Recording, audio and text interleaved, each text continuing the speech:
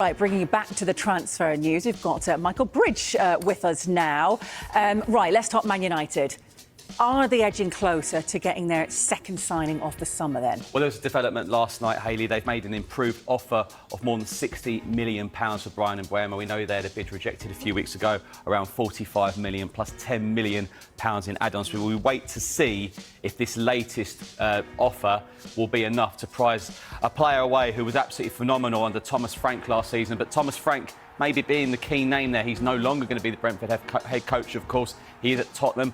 Tottenham showed interest, but it does look like if Brentford accept that offer, he will be heading to Old Trafford. And what a season he had last season. We talk about the lack of goal threat from Manchester United under Ruben Amorim last season. He really wants to add to that attacking front line. Of course, they've got Matheus Cunha coming in, but 20 goals last season is ever so impressive. Expected assists first as well. He got 7 assists in the end last season, so a phenomenal season for him for Brentford.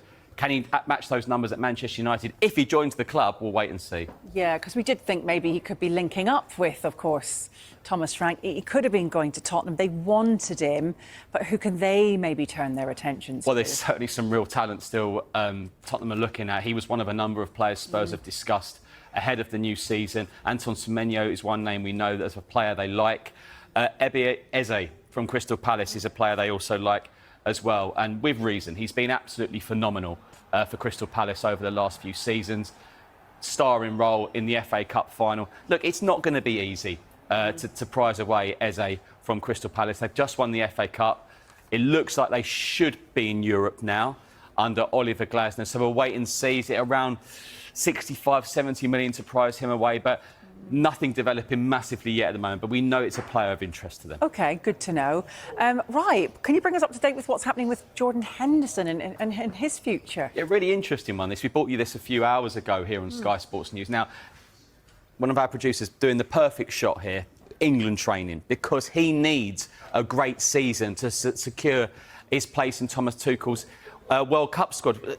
Maybe that was the biggest surprise when Thomas Tuchel picked his first squad, because you know, he's around 35 years of age now. He was in and out of the Ajax side. Now, what we do know is that he has a clause at Ajax that he's allowed to leave the club on a free transfer, and Marseille and Roberto De Zerbi are keen to take him. So that's one certainly to keep an eye on. OK, that is.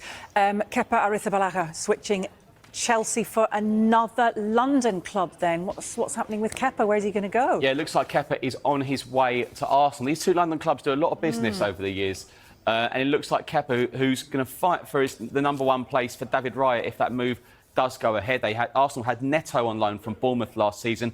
He'll be back at Bournemouth. And Kepa, of course, who spent last season on loan at Bournemouth, looks like he's heading to Arsenal from Chelsea with this £5 million release clause. We understand he's in London this week to finalise that transfer.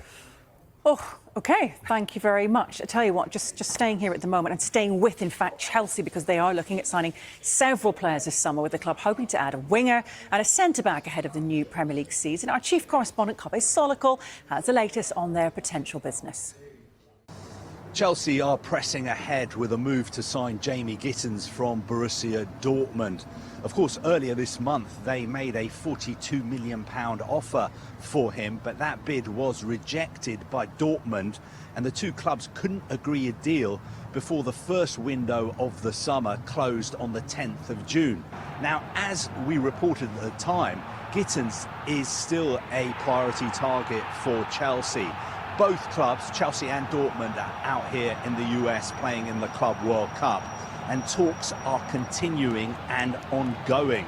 The player himself is still keen to move to Chelsea, and he was actually an unused substitute in Dortmund's game against Mamelodi Sundowns in Cincinnati on Saturday. Now, Chelsea will sign at least one winger this summer. Garnacho at Manchester United still remains a target as well. They considered making a move for him in January, but a deal couldn't be agreed. He's now been told that he can leave Manchester United, and he was not in the squad for their final Premier League game of the season against Aston Villa. And a couple of days ago, he posted a picture of himself on social media wearing an Aston Villa shirt with Marcus Rashford's name on the back. Meanwhile, Christopher Nkunku, the Chelsea forward, was a United target in January. There were talks held between intermediaries. He will definitely, I think, leave Chelsea this summer, and he hasn't played for them in this Club World Cup. He almost moved to Bayern Munich in January. A deal couldn't be agreed. Of course, Chelsea signed him 2 years ago for £52 million from RB Leipzig. He still has 4 years left on his contract. So could we potentially see a swap deal involving Garnacho and Nkunku? One moving to Chelsea, one moving to United. I'm not so sure, because in the era of PSR and FFP, swap deals really don't make much financial sense.